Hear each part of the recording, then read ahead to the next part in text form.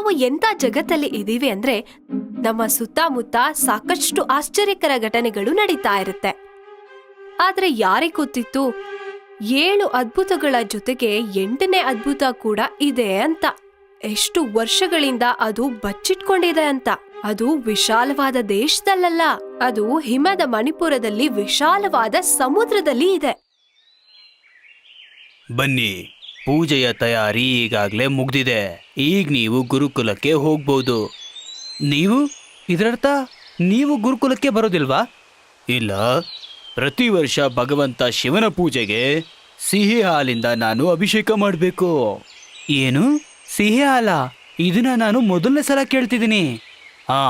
ಸಿಹಿ ಹಾಲು. ನೀನು ಈ ಗುರುಕುಲಕ್ಕೆ ಹೊಸಬ. ನೀನು ಈ ಊರಿನ ಪ್ರಥಮ ರಹಸ್ಯಗಳ ಬಗ್ಗೆ ತಿಳ್ಕೊಳ್ಳೋದು ತುಂಬಾ ಅವಶ್ಯಕ. ಅದಕ್ಕೆ ಗಮನವಿಟ್ಟು ಕೇಳಿಸ್ಕೊ. ಈ ಊರಲ್ಲಿ ಪ್ರತಿ ವರ್ಷ ಶಿವನ ಮಹಾಪೂಜೆ ಆಗುತ್ತಲ್ಲ, ಹಳ್ಳಿಯ ಸಮುದ್ರದ ಮಧ್ಯದಲ್ಲಿ ಇರುವಂತಹ ಪರ್ವತದಿಂದ ಬರುವಂತಹ ಸಿಹಿ ಹಾಲಿನಿಂದ ಅಭಿಷೇಕ ಮಾಡುವುದು.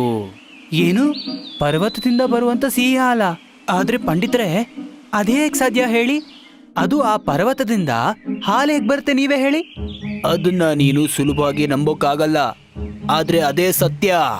ತುಂಬಾ ವರ್ಷಗಳ ಹಿಂದೆ ಸ್ವಯಂ ಭಗವಂತನೇ ಈ ಹಳ್ಳಿಗೋಸ್ಕರ ಆ ಪರ್ವತವನ್ನ ಕೊಟ್ಟಿದ್ದ. ಅಷ್ಟೇ ಅಲ್ಲ, ಆ ಪರ್ವತದಿಂದ ಹಾಲು ಕೂಡ ಬರುತ್ತೆ.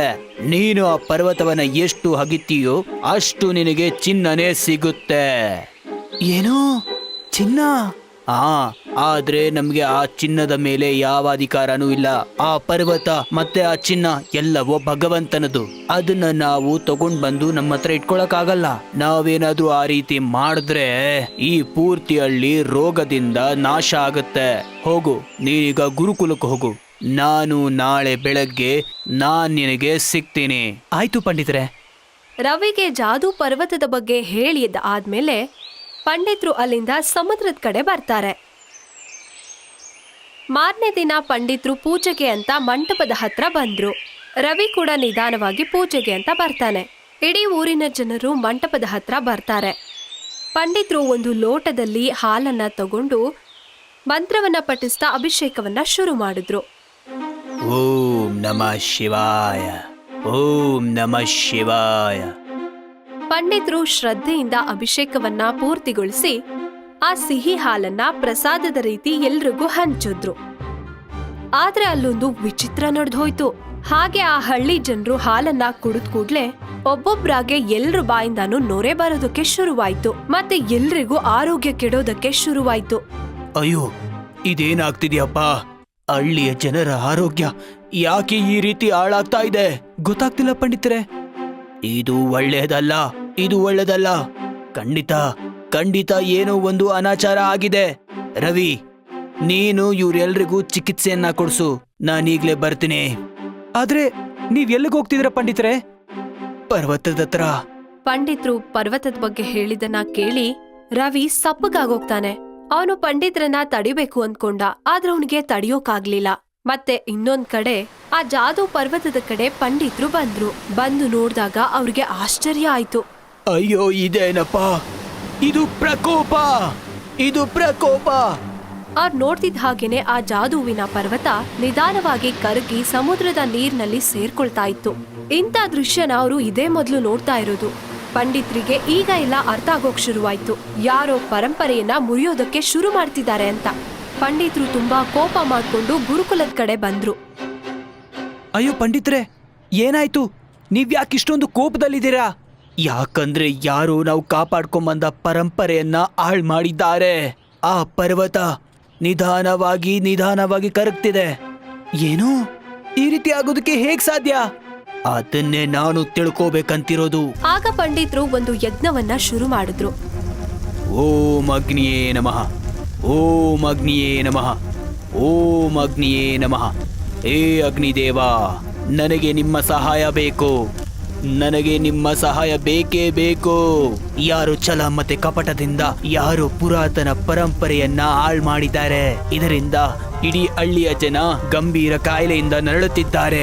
ಅದಕ್ಕಿಂತ ದೊಡ್ಡದ್ದು ಪರಮೇಶ್ವರ ಕೊಟ್ಟಂತ ಪರ್ವತ ಕರಗ್ತಾ ಇದೆ. ನಾನು ತಿಳ್ಕೋಬೇಕು ಇದಕ್ಕೆ ಯಾರು ಕಾರಣ ಅಂತ. ದಯವಿಟ್ಟು ಆಗ ಅಗ್ನಿಯಿಂದ ಒಂದು ರಹಸ್ಯಮಯ ಧ್ವನಿ ಬಂತು. ನಿನಗೆ ಈ ಸತ್ಯ ಏನು ಅಂತ ತಿಳ್ಕೋಬೇಕಲ್ವಾ? ಹಾಗಾದ್ರೆ ನೋಡು, ಇದೇ ಆ ಸತ್ಯ. ಆಗ ಅದನ್ನ ಕೇಳಿ ರವಿಗೆ ಬೆವರಕ್ ಶುರುವಾಯ್ತು. ಅವನಿಗೆ ಅರ್ಥನೇ ಆಗ್ಲಿಲ್ಲ ಯಾಕೆ ಅವನಿಗೆ ಭಯ ಆಗ್ತಿದೆ ಅಂತ. ಅವನು ಮತ್ತೆ ಆಶ್ಚರ್ಯಗೊಂಡ. ಆ ಯಜ್ಞದ ಬೆಂಕಿ ಇನ್ನೂ ವೇಗವಾಯ್ತು. ಮತ್ತದ್ರ ಮಧ್ಯದಿಂದ ಒಂದು ಗೋಳಾಕಾರದ ಆಕೃತಿ ಸೃಷ್ಟಿಯಾಯ್ತು. ಅದರಲ್ಲಿ ಒಂದು ದೃಶ್ಯ ಕಾಣಿಸೋಕ್ ಶುರುವಾಯ್ತು. ಪಂಡಿತರು ಪರ್ವತದ ಕಡೆ ಹೋದಾಗೆಲ್ಲ ರವಿ ಕೂಡ ಅವ್ರ ಹಿಂದೆನೆ ಬರ್ತಿದ್ದ. ಪಂಡಿತರು ಆ ಪರ್ವತದಿಂದ ಹಾಲನ್ನ ತಗೊಂಡು ಬರ್ಬೇಕಾದ್ರೆ ರವಿ ಆ ಪರ್ವತದ ಬಳಿ ಹೋಗಿ ಆ ಪರ್ವತವನ್ನ ಅಗಿಯೋದಕ್ಕೆ ಶುರು ಮಾಡ್ತಿದ್ದ, ಕೆಳಗಡೆ ಬಚ್ಚಿಟ್ಟಿರುವಂತ ಚಿನ್ನವನ್ನ ಕದಿಯೋದಕ್ಕೆ. ಇದನ್ನೆಲ್ಲ ನೋಡಿ ಪಂಡಿತರಿಗೆ ಇನ್ನೂ ಕೋಪ ಬಂತು. ನೀನು ಇದೇನ್ ಮಾಡ್ದೆ ರವಿ? ನನ್ನನ್ನ ಕ್ಷಮಿಸ್ಬಿಡಿ ಪಂಡಿತ್ರೆ, ನನಗೆ ಆ ಚಿನ್ನದ ಮೇಲೆ ಮೋಹ ಹೆಚ್ಚಾಗೋಗಿತ್ತು. ನನ್ನನ್ನ ಕ್ಷಮಿಸ್ಬಿಡಿ. ನಾನ್ ನಿನ್ನ ಕ್ಷಮಿಸ್ಬೇಕಾ? ನೀನ್ ಏನ್ ಮಾಡಿದ್ಯಾ ಅಂತ ನಿನಗೇನಾದ್ರೂ ಗೊತ್ತಿದ್ಯಾ? ನಿನ್ನಿಂದಾಗಿ ಇಡೀ ಹಳ್ಳಿ ರೋಗದಿಂದ ನರಳುತ್ತಾ ಇದೆ. ಆ ಪರ್ವತ ಭಗವಂತನ ವರದಾನವಾಗಿತ್ತು, ಅದೀಗ ಕರಗ್ತಾ ಇದೆ. ನೀನ್ ಹೇಳ್ತಾ ಇದ್ಯಾ ನಾನ್ ನಿನ್ನ ಕ್ಷಮಿಸ್ಬೇಕಾ ಹೇಳು? ಹೌದು ಪಂಡಿತ್ರೆ, ದಯವಿಟ್ಟು ನನ್ನನ್ನ ಕ್ಷಮಿಸ್ಬಿಡಿ. ದಯವಿಟ್ಟು ಕ್ಷಮಿಸ್ಬಿಡಿ. ನನ್ನ ಹತ್ರ ಬೇರೆ ಯಾವ ಉಪಾಯನೂ ಇರಲಿಲ್ಲ. ನಮ್ಮಮ್ಮನಿಗೆ ವರ್ಷಗಳಿಂದ ತುಂಬ ಆರೋಗ್ಯ ಸಮಸ್ಯೆ ಇತ್ತು. ನಾನೊಬ್ಬ ಸಾಧಾರಣ ಗುರುಕುಲ ನೋಡ್ಕೊಳ್ಳೋನು, ಭಿಕ್ಷೆಯಿಂದ ಜೀವನ ಮಾಡೋನು. ಆದ್ರೆ ಪೂರ್ತಿ ಜವಾಬ್ದಾರಿ ನನ್ನ ಚಿಕ್ಕ ತಮ್ಮ ನೋಡ್ಕೋತಾ ಇದ್ದಾನೆ. ಹಾಗೆ ತಾಯಿಯ ಖರ್ಚನ್ನೆಲ್ಲ ಅವನ ಆದಾಯಕ್ಕಿಂತ ಜಾಸ್ತಿನೇ ಆಗ್ಬಿಟ್ಟಿದೆ. ನಾನು ಅವನಿಗೆ ಸಹಾಯ ಮಾಡಬೇಕು ಅಂದ್ಕೊಂಡೆ. ಆದ್ರೆ ನನ್ನ ಹಣೆ ಬರ ನೋಡಿ, ನಾನು ಆ ಪರ್ವತವನ್ನ ಕೊರೆಯೋದಕ್ಕೆ ಶುರು ಮಾಡಿದ್ನೋ ನನಗೆ ತಲೆ ಸುತ್ತ ಬಂತು. ನಾನು ಅಲ್ಲೇ ತಲೆ ತಿರುಗಿ ಬಿದ್ದು ಹೋದೆ. ನನ್ನನ್ನ ಕ್ಷಮಿಸ್ಬಿಡಿ ಪಂಡಿತ್ರೆ, ನಾನಿದನ್ನ ಬೇಕಂತ ಮಾಡಿಲ್ಲ. ರವಿಯ ಮಾತನ್ನ ಕೇಳಿ ಪಂಡಿತರ ಮನಸ್ಸು ಹೊಡೆದು ಹೋಯ್ತು. ಅವರಿಗೆ ಅರ್ಥ ಆಗತ್ತೆ ರವಿ ಯಾವ್ದಕ್ಕೋಸ್ಕರ ಆ ರೀತಿ ಮಾಡ್ದ ಅಂತ. ಅವನು ಅವನ ತಾಯಿಗೋಸ್ಕರ ಆ ರೀತಿ ಮಾಡಿರ್ತಾನೆ. ಅದ್ರಲ್ಲಿ ಅವನ ಸ್ವಾರ್ಥ ಇರ್ಲಿಲ್ಲ, ಬದಲಿಗೆ ಪ್ರೀತಿ ಮತ್ತೆ ಮಮತೆ ಇತ್ತು. ನಿನ್ನ ಪರಿಸ್ಥಿತಿಯನ್ನ ಅರ್ಥ ಮಾಡ್ಕೋತೀನಿ, ಆದ್ರೆ ನೀನೇನ್ ಮಾಡ್ತೀಯೋ ಅದು ಒಳ್ಳೆಯದಲ್ಲ. ನೀನ್ ಮಾಡಿರೋ ಈ ಒಂದು ಕೃತ್ಯದಿಂದಾಗಿ ಇಡೀ ಹಳ್ಳಿ ನರಕವಾಗಿದೆ. ನನಗೀಗ ಅರ್ಥ ಆಗಿದೆ ಪಂಡಿತ್ರೆ. ನಾನೀಗ ನನ್ನ ತಪ್ಪಿನ ಪ್ರಾಯಶ್ಚಿತ್ತ ಮಾಡ್ಕೊಳಕ್ಕೆ ರೆಡಿ ಆಗಿದ್ದೀನಿ. ನೀವ್ ಏನೇ ಹೇಳಿದ್ರು ನಾನದನ್ನ ಮಾಡ್ತೀನಿ. ರವಿಯ ವಿನಮ್ರತೆ ಮತ್ತೆ ಪಶ್ಚಾತ್ತಾಪವನ್ನ ನೋಡಿ ಪಂಡಿತರು ಸ್ವಲ್ಪ ಕ್ಷಣಗಳ ಕಾಲ ಮೌನವಾಗೋದ್ರು. ಅವರು ಯೋಚಿಸೋಕ್ ಶುರು ಮಾಡಿದ್ರು. ಮತ್ತೆ ಅವರು ರವಿಯ ತಪ್ಪನ್ನ ಸರಿಪಡಿಸೋದಕ್ಕೆ ಒಂದು ಉಪಾಯವನ್ನ ಹುಡುಕಿದ್ರು. ಅವನನ್ನ ಅವರು ಸಮುದ್ರದ ತೀರದ ಹತ್ರ ಕರ್ಕೊಂಡು ಹೋದ್ರು. ಅದು ಬೇರೆ ಎಲ್ಲೂ ಅಲ್ಲ, ಅದೇ ಜಾದುವಿನ ಪರ್ವತದ ಹತ್ರ ಕರ್ಕೊಂಡು ಹೋದ್ರು. ಪಂಡಿತ್ರೆ, ನಾವ್ಯಾಕೆ ಇಲ್ಲಿಗೆ ಬಂದಿದ್ದೀವಿ? ನೀನ್ ಮಾಡಿರೋ ಕೃತ್ಯದಿಂದಾಗಿ ಪವಿತ್ರವಾದ ಹಾಲು ಈಗ ವಿಷವಾಗಿಬಿಟ್ಟಿದೆ. ಅದಕ್ಕೆ ನೀನು ಆ ವಿಷವನ್ನ ಕುಡಿದು ಈ ಪರ್ವತದ ಅಶುದ್ಧಿಯನ್ನ ದೂರ ಮಾಡು. ಸರಿ ಆಯ್ತು ಪಂಡಿತ್ರೆ, ನನ್ನ ಅಪರಾಧಕ್ಕೆ ಇದೇ ಸರಿಯಾದ ದಾರಿ ಅಂದ್ರೆ ನಾನಿದಕ್ಕೆ ತಯಾರಾಗಿದ್ದೀನಿ. ಆದ್ರೆ ಇದಂತೂ ತುಂಬಾ ಕಷ್ಟ ರವಿ. ಇದರಿಂದ ನಿನ್ನ ಪ್ರಾಣ ಕೂಡ ಹೋಗ್ಬೋದು. ನಾನ್ ಮಾಡಿರೋ ತಪ್ಪಿಂದಾಗಿ ಊರಿನ ಜನರು ತನ್ನ ಪ್ರಾಣವನ್ನ ಕಳ್ಕೋತಾ ಇದ್ದಾರೆ. ನಾನೀಗ ಅವರನ್ನ ಕಾಪಾಡೋದು ನನ್ನ ಜವಾಬ್ದಾರಿ. ಇದಕ್ಕೋಸ್ಕರ ನನ್ನ ಪ್ರಾಣ ಹೋದ್ರೂ ಕೂಡ ಪರವಾಗಿಲ್ಲ, ನಾನಿದಕ್ಕೆ ತಯಾರಾಗಿದ್ದೀನಿ. ರವಿಯ ಆತ್ಮವಿಶ್ವಾಸ ಮತ್ತೆ ಬಲಿದಾನದ ಭಾವನೆಯನ್ನ ನೋಡಿ ಪಂಡಿತರ ಮುಖದಲ್ಲಿ ಒಂದು ಗೆಲುವಿನ ನಗು ಮೂಡ್ತು. ಅವರು ಮಂತ್ರವನ್ನ ಉಚ್ಚರಿಸೋದಕ್ಕೆ ಶುರು ಮಾಡಿದ್ರು. ಓಂ ನಮಃ ಶಿವಾಯ, ಓಂ ನಮಃ ಶಿವಾಯ, ಓಂ ನಮಃ ಶಿವಾಯ. ಇದ್ದಕ್ಕಿದ್ದಂತೆ ಚಮತ್ಕಾರ ಆಯ್ತು. ಆ ಕರಗುತ್ತಿದ್ದಂತ ಪರ್ವತದಿಂದ ನಿಧಾನವಾಗಿ ಹಾಲಿನ ಮಳೆಯೇ ಸುರಿಯೋದಕ್ಕೆ ಶುರುವಾಯ್ತು. ರವಿ ಒಂದು ಪಾತ್ರೆಯಲ್ಲಿ ಆ ಹಾಲನ್ನ ಹಿಡ್ಕೊಂಡು ಕಣ್ಣನ್ನ ಮುಚ್ಕೊಂಡು ಅದನ್ನ ಕುಡಿಯೋಕೆ ಶುರು ಮಾಡ್ದ. ಅದರಿಂದ ಸುರಿತಿದ್ದಂತ ಹಾಲು ನಿಂತು ಹೋಯ್ತು. ನೋಡಿ ಪಂಡಿತ್ರೆ, ನಾನ್ ನನ್ನ ಪ್ರಾಯಶ್ಚಿತವನ್ನ ಪೂರ್ತಿ ಮಾಡ್ಕೊಂಡೆ. ದಯವಿಟ್ಟು ನನ್ನನ್ನ ಕ್ಷಮಿಸ್ಬಿಡಿ. ಇಷ್ಟನ್ನ ಹೇಳಿ ರವಿ ಅಲ್ಲೇ ತಲೆ ತಿರುಗಿ ಬಿದ್ದೋದ. ಪಂಡಿತ್ರೆ, ಪಂಡಿತ್ರೆ! ಏನಾಯ್ತು ರಾಮು? ಪಂಡಿತ್ರೆ, ಚಮತ್ಕಾರನೇ ಆಗ್ಬಿಟ್ಟಿದೆ. ಎಲ್ಲಾ ಊರಿನ ಜನರು ಎಚ್ಚರಗೊಂಡಿದ್ದಾರೆ, ಮತ್ತೆ ಎಲ್ರೂ ಕೂಡ ಈಗ ಆರಾಮಾಗಿದ್ದಾರೆ. ಏನು, ನಿಜವಾಗ್ಲೂ? ಹಾಗೆ ಪಂಡಿತರು ಹಿಂದೆ ತಿರುಗಿ ನೋಡಿದಾಗ ಆ ಸಮುದ್ರದಲ್ಲಿ ಆ ಪರ್ವತ ಮುಳುಗೋಯ್ತು. ಮತ್ತೆ ಅದೇ ಜಾಗದಲ್ಲಿ ಮತ್ತೊಂದು ಹೊಸ ಹೊಳಿತಾ ಇರುವಂತ ದೊಡ್ಡ ಪರ್ವತ ಸೃಷ್ಟಿಯಾಯ್ತು. ಅದರಲ್ಲಿ ಹಾಲಿನ ಮಳೆಯೇ ಸುರಿತಾ ಇತ್ತು. ಆಗ ಅದೇ ಕ್ಷಣದಲ್ಲಿ ರವಿಗೆ ಎಚ್ಚರ ಆಯ್ತು. ಅವನು ಕಣ್ಬಿಟ್ಟು ನೋಡಿದಾಗ ಅಲ್ಲಿ ಹೊಸ ಪರ್ವತ ಹಾಲಿನಿಂದ ಸುರಿತಾ ಇತ್ತು. ಅರೆ, ನಾನು ಬದುಕಿದ್ದೀನಾ? ಮತ್ತೆ ಈ ಪರ್ವತ ಇದೆಲ್ಲಿಂದ ಬಂತು? ಇದಕ್ಕೆಲ್ಲ ಕಾರಣ ನೀನೇ ಕಣಪ್ಪ ರವಿ. ನೀನು ಆ ವಿಷವನ್ನ ಕುಡಿದ ಮೇಲೆ ಈಶ್ವರ ಪ್ರಸನ್ನನಾದ. ಅದೇ ಕಾರಣಕ್ಕಾಗಿ ಅವರು ಈ ಭೂಮಿಗೋಸ್ಕರ ಒಂದು ಪವಿತ್ರವಾದ ಪರ್ವತವನ್ನ ಕೊಟ್ರು. ಪಂಡಿತರ ಮಾತನ್ನ ಕೇಳಿ ರವಿ ಕಣ್ಣಲ್ಲಿ ನೀರ್ ಬಂತು. ಅವನ ಕಣ್ಣೀರು ಪಶ್ಚಾತ್ತಾಪದಿಂದ ಬಂದಂತಹ ಕಣ್ಣೀರು. ಇಡೀ ಊರಿನ ಜನರು ಸಮೃದ್ಧಿಯಿಂದ ಸುರಕ್ಷಿತವಾಗಿ ಬದುಕ್ತಾ ಇದ್ರು. ರಾಜಸ್ಥಾನದಲ್ಲಿರುವಂತಹ ಒಂದು ಬಿರುಕು ಊರಿನ ಕತೆ. ಅಲ್ಲಿ ಪ್ರತಿದಿನ ಬೀಳುವಂತಹ ಸೂರ್ಯನ ಕಿರಣಗಳು ಭೂಮಿಯಲ್ಲಿ ಬಿರುಕನ್ನ ಉಂಟು ಮಾಡ್ತಾ ಇತ್ತು, ಗಿಡ ಮರಗಳನ್ನ ಒಣಗಿಸ್ತಾ ಇತ್ತು. ಆದ್ರೆ ಇದ್ರ ಎಲ್ಲದರ ಜೊತೆಗೆ ಆ ಬಿರುಕು ಊರಿನ ಒಂದಷ್ಟು ಜನ ಇನ್ನೊಂದು ದೊಡ್ಡ ಸಮಸ್ಯೆಯಿಂದ ಒದ್ದಾಡ್ತಾ ಇದ್ರು. ಅದ್ಯಾವ ಸಮಸ್ಯೆ ಅಂದ್ರೆ ನೀರಿನ ಸಮಸ್ಯೆ.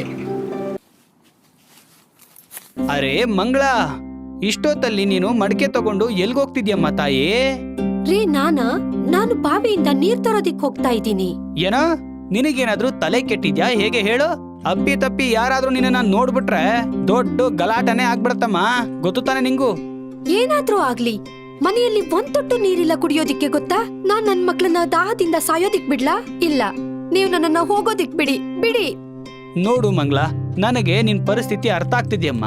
ಅಲ್ಲ, ನಿನಗ್ ಗೊತ್ತಿದೆ ಅಲ್ವಾ, ನಾವು ಬಾವಿ ನೀರನ್ನ ಅಷ್ಟು ಸುಲಭವಾಗಿ ಜಮೀನ್ದಾರ ಆಜ್ಞೆ ಇಲ್ದೆ ಅಷ್ಟು ಸುಲಭವಾಗಿ ತಗೊಳಕ್ ಆಗಲ್ಲ. ನೀವ್ ಆ ಜಮೀನ್ದಾರ್ ಮಾತನ್ನ ಬಿಟ್ಟಾಕಿ. ಅವ್ರ ಯಾರು ನಮ್ಮನ್ನ ತಡೆಯೋದಿಕ್ಕೆ? ನೀರಿನ ಮೇಲೆ ಎಲ್ರಿಗೂ ಸಮಾನವಾದ ಅಧಿಕಾರ ಇದೆ. ನೋಡು, ನಿನ್ ಮಾತು ಸರಿನೇ, ಆದ್ರೆ ನೀನ್ ಇದನ್ನ ಮರೀತಾ ಇದ್ಯಾ. ಒಂದ್ ವೇಳೆ ಏನಾದ್ರೂ ಇದು ಅಪ್ಪಿ ತಪ್ಪಿ ಯಾರಿಗಾದ್ರೂ ಗೊತ್ತಾದ್ರೆ, ಅದು ನಾವು ಜಮೀನ್ದಾರರ ಆಜ್ಞೆ ಇಲ್ದೆ ನೀರನ್ನ ತಗೊಂಡ್ರೆ ಅದ್ರ ಶಿಕ್ಷೆನ ನಾವೇ ಅನ್ಭವಿಸ್ಬೇಕಾಗತ್ತೆ, ಮಕ್ಳು ಅನ್ಭವಿಸ್ತಾರೆ. ಅದಕ್ಕೆ ಯೋಚನೆ ಮಾಡು, ಏನ್ ಮಾಡ್ಬೋದು ಅಂತ. ರಾಮನ ಮಾತ್ ಕೇಳಿ ಮಂಗ್ಲ ನೀರಿನ ಮಡಿಕೆನ ಕೆಳಗಿಡ್ತಾಳೆ, ಸುಮ್ನೆ ಹೋಗಿ ಮಲ್ಕೊಂಡ್ಬಿಡ್ತಾಳೆ. ಆದ್ರೆ ಅವಳ ಮನ್ಸಲ್ಲಿ ನಾಳೆನ್ ಚಿಂತೆನೇ ಓಡ್ತಾ ಇತ್ತು. ಅದೇ ಬಿರುಕು ಊರಿನ ಪಕ್ಕದಲ್ಲಿರುವಂತಹ ಬದಲಾವಣೆ ಊರಿನಲ್ಲಿ ಒಂದು ವಿಚಿತ್ರವಾದ ಘಟನೆ ನಡೀತಾ ಇತ್ತು. ಹೇಳಮ್ಮ, ಈಗಷ್ಟೇ ಊಟ ಮಾಡ್ಕೊಂಡು ಮನೆಗ್ ಬಂದಿದ್ದೀನಿ. ನೀವು ಚಿಂತೆ ಮಾಡ್ಬೇಡಿ, ನಾನಿಲ್ಲಿ ಆರಾಮಾಗಿದ್ದೀನಿ. ನಾನು ಹೇಳದ್ನಲ್ಲಮ್ಮ, ಅಷ್ಟು ಬೇಗ ನಾನು ಹೇಗ್ ಬರ್ಲಿ ವಾಪಸ್ಸು? ತುಂಬಾ ಕಷ್ಟಪಟ್ಟ ಮೇಲೆ ನನಗೆ ಒಳ್ಳೆ ಟೀಚರ್ ಕೆಲಸ ಸಿಕ್ಕಿದೆ. ನೀವು ನೋಡಿದ್ರೆ ಅದನ್ನೆಲ್ಲ ಬಿಟ್ಬಿಟ್ ಬಾ ಅಂತ ಹೇಳ್ತಿದ್ದೀರಾ, ಹೇಗಮ್ಮ ಆಗತ್ತೆ? ಅದು ಕೂಡ ನೀನು ನನ್ನನ್ನ ನೋಡೋದಕ್ಕೋಸ್ಕರ? ವಾರೇ ವಾ. ಇಲ್ಲ, ಈಗ ನೀವು ನನ್ನ ಮಾತನ್ನ ಕೇಳಿ. ನಾನು ಇಲ್ಲಿ ಆರಾಮಾಗಿದ್ದೀನಿ, ನೀವು ನನ್ನ ಚಿಂತೆ ಮಾಡೋದನ್ನ ಬಿಡಿ. ಈಗ ನೀವು ಮಲ್ಕೊಳ್ಳಿ, ನಾನೀಗ ಫೋನ್ ಇಡ್ತೀನಿ, ನಿದ್ದೆ ಮಾಡ್ತೀನಿ, ಸರಿನಾ? ಆಗ ರೋಹಿತ್ನ ಕಣ್ಣು ಅಲ್ಲಿರೋ ಮಡ್ಕೆ ಮೇಲೆ ಬೀಳುತ್ತೆ. ಅರೆ ಇದೇನಪ್ಪ, ನೀರ್ ತುಂಬಿದಂತ ಮಡಕೆ ಇದೇ ಖಾಲಿ ಆಯ್ತಪ್ಪ. ನನ್ಗನ್ಸುತ್ತೆ ಹಳ್ಳಿ ಜನ ಹೇಳ್ತಿರೋ ಮಾತು ಸತ್ಯ ಅಂತ. ಅವ್ರು ಹೇಳ್ದಂಗೆ ಇದು ಕಾಳಿ ಮಾತೆಯ ಪ್ರಕೋಪ ಇರ್ಬೇಕು.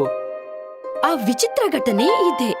ಅಚಾನಕ್ ಆಗಿ ಖಾಲಿ ಆಗ್ತಾ ಇದ್ದ ನೀರಿನ ಬಗ್ಗೆ ಊರ್ನವರಿಗೆಲ್ಲ ತಿಳಿಸಿ ಹೇಳ್ತಾನೆ.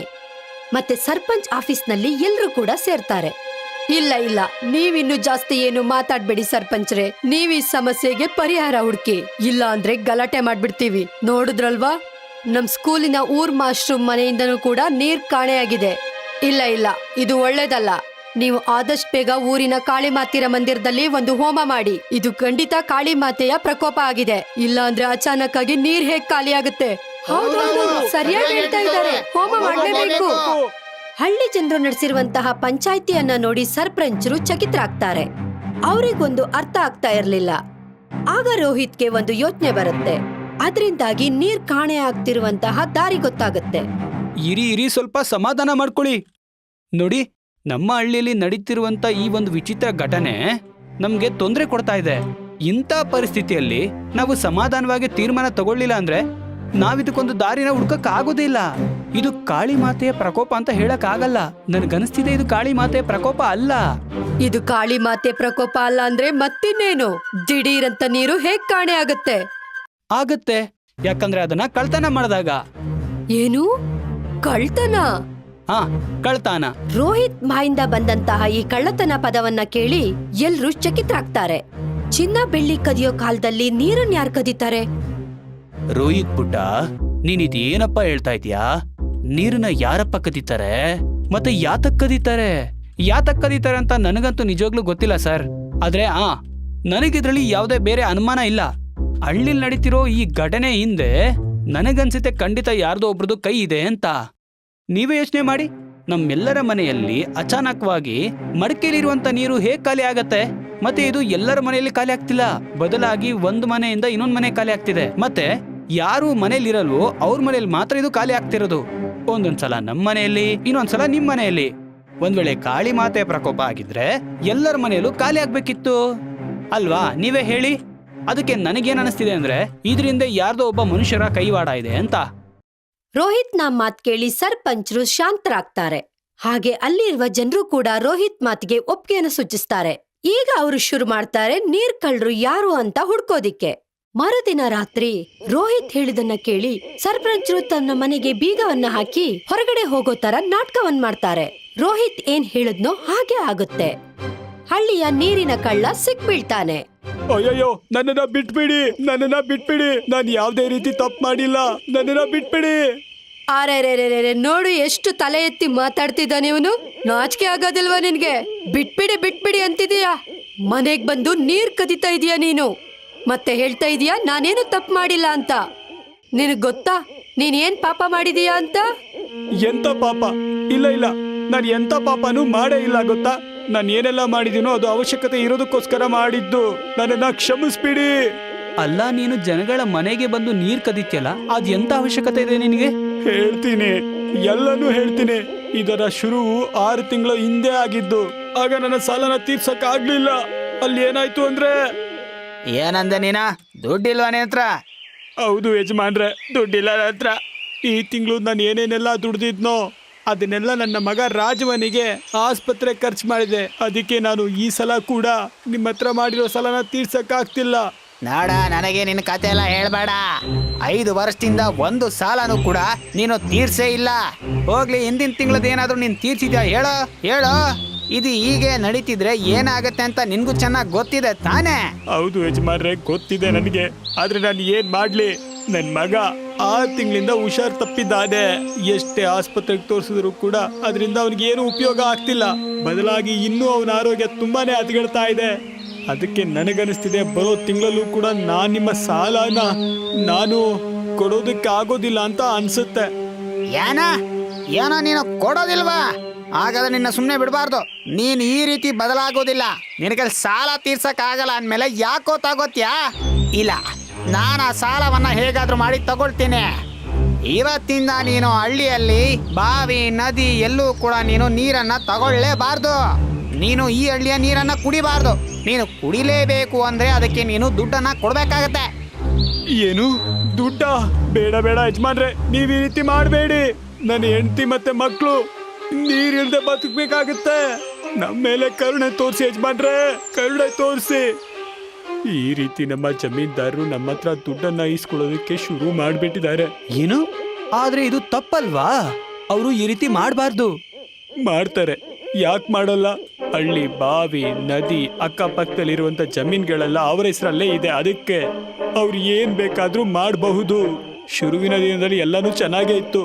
ಜಮೀನ್ದಾರರು ಒಂದ್ಸಲ 500 ರೂಪಾಯಿನ ತಗೊಂಡ್ರು.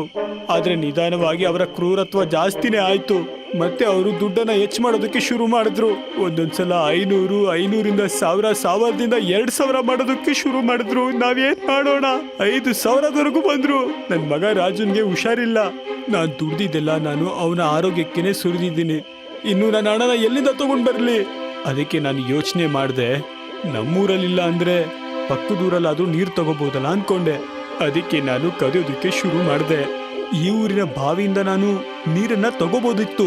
ಆದ್ರೆ ನನಗೆ ಭಯ ಇತ್ತು, ಈ ವಿಷಯ ಏನಾದ್ರೂ ಜಮೀನ್ದಾರಿಗೆ ಗೊತ್ತಾಗ್ಬಿಟ್ರೆ ಅವ್ರು ನನ್ನ ಜೀವನನ ಇನ್ನೂ ಕಷ್ಟಕ್ಕೆ ಸಿಗಾಕ್ಸ್ಬಿಡ್ತಾರೆ.